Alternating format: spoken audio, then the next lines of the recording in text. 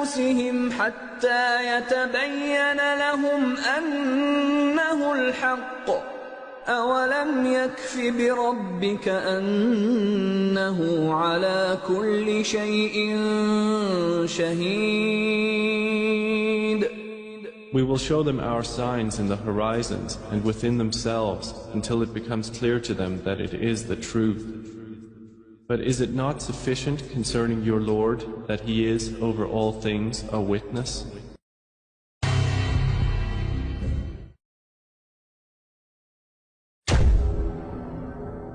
Muhammad could not have known these facts about human development in the 7th century because most of them were not discovered until the 20th century. This is a leech, and this is the human embryo, about 23 days. I think you have to agree that the similarity between these structures is amazing. The key word in both is al-ghaib. At this stage is known to no one except Allah. The rapid growth and dramatic changes which occur after the bones have been clothed by muscles have been mentioned in the Holy Quran 1400 years ago. Surah 79, Ayah 32 states, also in the context of creation, and the mountains hath he firmly fixed. Similar mention of mountains is found in several other surahs. It is permissible to interpret this to imply that mountains are rooted and that modern geophysics has established deep crustal roots for the axial parts of mountain systems at converging plate boundaries. We need research into the history of early Middle Eastern oral traditions to know whether, in fact, such historical events have been reported. If there is no such record, it strengthens the belief that God transmitted through Muhammad bits of his knowledge that we have only discovered for ourselves in recent times. Thinking of many of these questions and thinking where Muhammad came from, he was after all a Bedouin. I think it is almost impossible that he could have known about things like the common origin of the universe, because scientists have only found out within the last few years, with very complicated and advanced technological methods, that this is the case. Somebody who did not know something about nuclear physics 1400 years ago could not, I think, be in a position to find out from his own mind, for instance, that the earth and the heavens had the same origin, or many other of the questions that we have discussed here. In a relatively few ayah is contained a rather comprehensive description of human development from the time of commingling of the gametes through organogenesis. No such distinct and complete record of human development, such as classification, terminology, and description, existed previously. In most, if not all instances, this description antedates by many centuries the recording of the various stages of human embryonic and fetal development recorded in the traditional scientific literature. Muhammad was a very ordinary man. He couldn't have read, didn't know to write. In fact, he was illiterate. And we're talking about 1,200 years ago. You have someone, a literate person, making profound pronouncements and statements that are amazingly accurate of a scientific nature.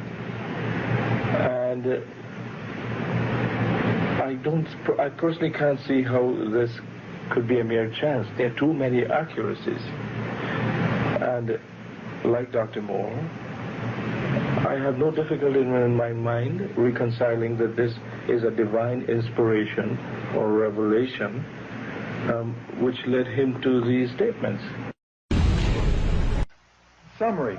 The Quran describes not only the development of external form, but emphasizes also the internal stages, the stages inside the embryo of its creation and development, emphasizing major events recognized by contemporary science.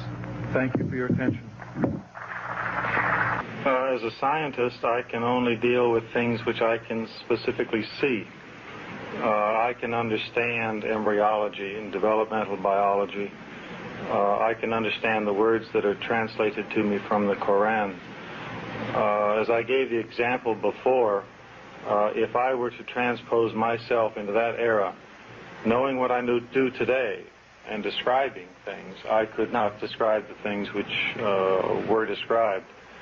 I see no reason, I see no evidence for the fact to refute the concept that this individual, Muhammad, had to be developing this information from someplace. So I see nothing here in conflict with the concept that divine intervention was involved in what he was able. Actually, I am very much impressed by finding true astronomical facts in Quran.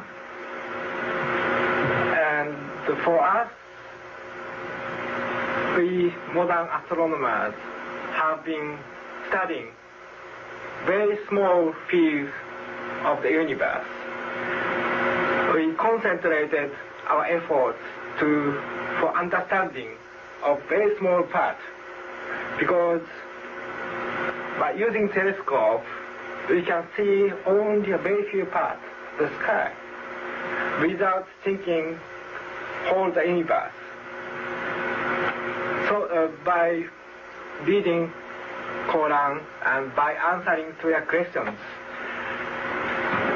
I think I can find my future way for investigation of the universe.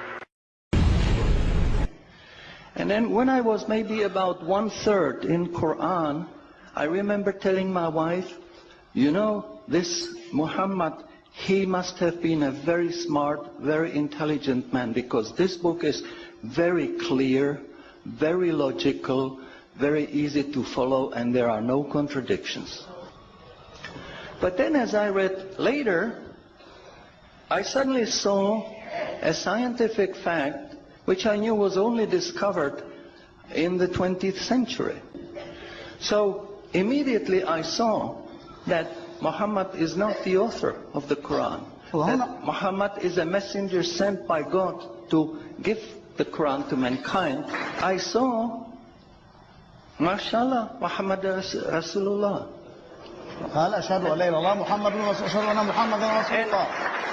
So I said, MashaAllah, I'm a Muslim.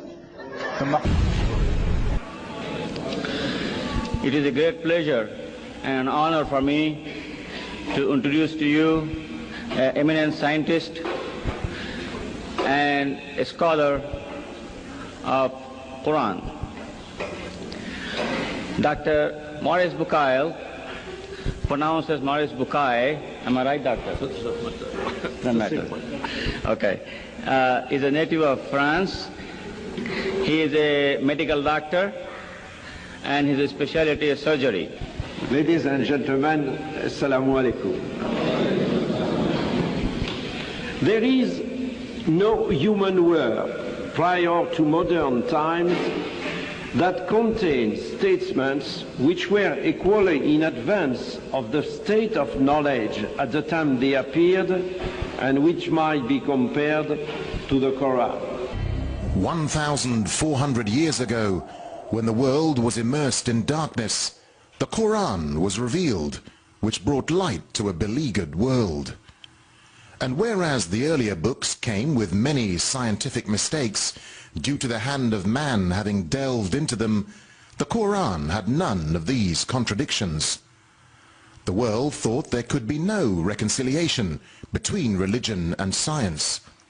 But the Quran mentioned many scientific facts in great detail, like how a human being developed in the mother's womb, and described other scientific facts which amaze the world's renowned scientists and scientific community.